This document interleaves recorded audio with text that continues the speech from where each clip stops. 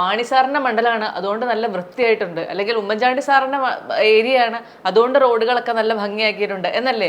ആരെങ്കിലും ഗ്രാമീൺ സടക്ക് യോജനയിലൂടെയാണ് ഇത് ചെയ്തതെന്ന് പറഞ്ഞ് ഞാൻ കേട്ടിട്ടില്ല. അത് ആ റോഡുകളുടെ അത്തരത്തിലുള്ള റോഡുകളുടെ എല്ലാം ഫ്രണ്ടിലും അത് തീരുന്നിടത്തും ഗ്രാമീൺ സടക്ക് യോജന എന്നുള്ള ബോർഡ് കാണും. 2, ഒരു മെയിൻ റോഡ് 50 കൊല്ലത്തെ ഒരു നാടിൻ്റെ വികസനം എന്ന് പറയുന്നത് ഒരു മെയിൻ റോഡ് മാത്രം ടാർ ചെയ്യുന്നതല്ലല്ലോ. ഇവിടെ എല്ലാം സർക്കാരിൻ്റെ ഭൂമികളുണ്ട്. അവിടെ എന്തെങ്കിലും സംരംഭങ്ങൾ കൊണ്ടുവരാൻ വേണ്ടിയിട്ട് ഇവർക്ക് സാധിച്ചിട്ടുണ്ടോ? 10 പേർക്ക് തൊഴിൽ കൊടുക്കുന്ന ഒരു സംരംഭം കൊടുക്കാൻ പറ്റാത്തത് എന്തുകൊണ്ടാണ്?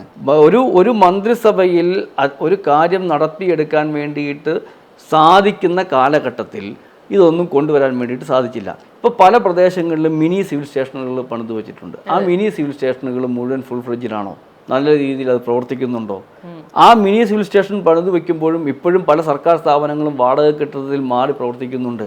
കോട്ടയത്തെ ഒരു IT ഹബ്ബാക്കി മാറ്റാൻ വേണ്ടിയിട്ടുള്ള പ്രവർത്തനം ചെയ്യാൻ സാധിക്കില്ലേ? അല്ലെങ്കിൽ ഒരു സ്കിൽ ഡെവലപ്മെൻറ്റ് സെൻറ്റർ കൊണ്ടുവന്നു കഴിഞ്ഞാൽ കുറേ ആളുകൾക്ക് തൊഴിൽ കൊടുക്കാൻ വേണ്ടിയിട്ട്, അല്ലെങ്കിൽ തൊഴിൽ പരിശീലനം കൊടുക്കാൻ വേണ്ടിയിട്ട് സാധിക്കില്ലേ? ഇതൊക്കെ ചെയ്യുന്നതിന് പകരം ഇപ്പോൾ കോട്ടയത്ത് ഒരു ആകാശപാത 2014 പ്രവർത്തനം ആരംഭിച്ചു. ഒരാഴ്ച മുമ്പ് അവിടെ MLA പറഞ്ഞു UDF അധികാരത്തിൽ വന്നു കഴിഞ്ഞാൽ 2 മാസം കൊണ്ട് അതിൻ്റെ പണി പൂർത്തീകരിച്ച് തുറന്നു കൊടുക്കും, അതിൻ്റെ മുകളിൽ വാച്ച് ടവർ സ്ഥാപിക്കും. ഇടതുപക്ഷത്തിൻ്റെ സമീപനം കൊണ്ടാണ് ഇത് പൂർത്തീകരിക്കാൻ പറ്റാത്തത്. ഇത് ഇന്നും ഇന്നലെ തുടങ്ങിയതല്ല.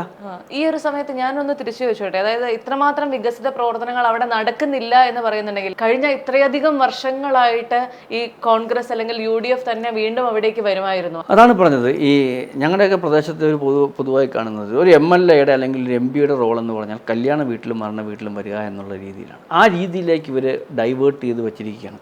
അപ്പം കുറേ കാലത്തൊക്കെ ഇത് ഓടി. എല്ലാ കാലവും എല്ലാവരെയും പറ്റിക്കാൻ പറ്റില്ല എന്ന് പറയുന്നത് കേട്ടിട്ടുണ്ട്.